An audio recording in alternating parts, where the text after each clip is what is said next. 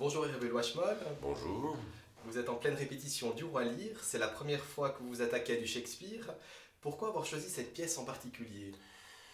Alors, d'une part, c'est un projet ancien qui ne s'est pas réalisé à l'époque parce que, pour des raisons techniques, pour des raisons économiques, on va dire. Et par ailleurs, j'avais été frappé par la mise en scène de Giorgio Strehler que j'avais vu ici même. C'était la première fois que je venais à Genève, et c'est la première fois que je venais à la Comédie. Et j'étais rentré dans ce théâtre d'une certaine façon, et j'en suis sorti totalement bouleversé, modifié. Je n'avais jamais vu ça. Euh, J'avais lu la pièce avant, bien sûr. Le spectacle était en italien, mais j'ai été tout à fait marqué par cette mise en scène tout à fait extraordinaire. Je n'imagine même pas que le théâtre puisse être ça. Alors, évidemment que les thèmes qui sont en jeu dans cette pièce m'ont toujours touché. Le père qui transmet son héritage à ses enfants, et ça tourne mal, et ça va de mal en pis, et cette violence débridée qui se déchaîne. Bien entendu, il y a un processus, si vous voulez, qui est très limpide chez Shakespeare, très rigoureux et implacable, qui est une machine théâtrale extraordinaire. Donc voilà pourquoi disons grossièrement dit, voilà pourquoi j'ai choisi de monter cette pièce. Ouais.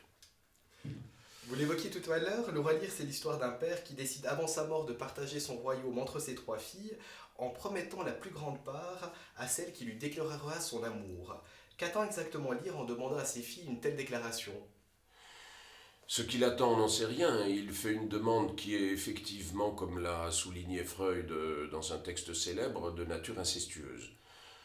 Ce qu'il en attend, rien ne dit exactement quelle est son attente, sinon que, avec ces déclarations de ses filles, ces déclarations de ses filles vont provoquer le démembrement le partage du pouvoir, le partage du territoire.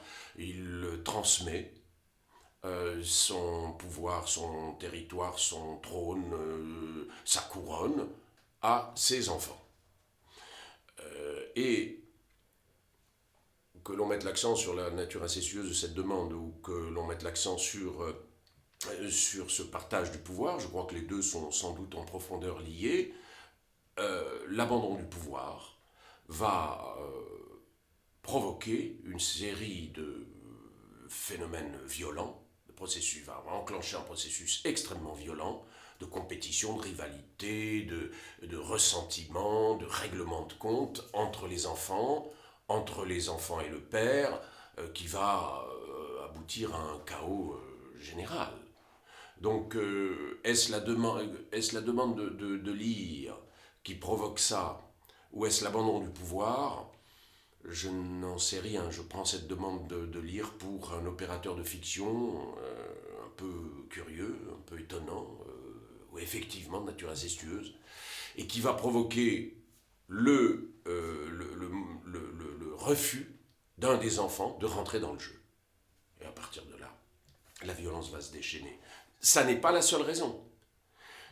Pourquoi non, je multiplie les entrées ou les explications? Parce que la pièce est d'une telle richesse et d'une telle complexité qu'il est euh, difficile, voire mutilant, de la résumer en une phrase ou en un pourquoi. Et Shakespeare est en dialogue avec les dieux, moi j'ai l'impression, je n'ai pas de preuve de ça, je ne suis pas philosophe et je n'en ai pas les compétences, mais j'ai l'impression qu'il est en dialogue permanent avec les plus grands philosophes, en tout cas avec Aristote, en permanence. Et pourtant, c'est une pièce extrêmement simple dans son déroulement. On peut regarder cette pièce comme une espèce de roman policier ou de roman politique, si vous voulez. Euh, alors, c'est pour ça que je répugne à dire le pourquoi du comment. La pièce est un des sommets de la littérature dramatique, peut-être peut-on mettre au-dessus une autre pièce de Shakespeare, Hamlet? Mais voilà, on est là à des sommets dont on se demande comment un individu comme Shakespeare a pu ne serait-ce qu'écrire cette pièce. Alors, évidemment, il en a écrit plein. Alors là, on est totalement désarmé. C'est inouï ce qui se raconte dans cette pièce. C'est pour ça que moi, j'ai un peu de mal, non pas à gloser, à parler, c'est pas le problème, mais j'ai l'impression qu'en en parlant, on la réduit. Et notre travail théâtral devrait consister à proposer aux spectateurs le plus de champs possible de méditation, de réflexion et de plaisir.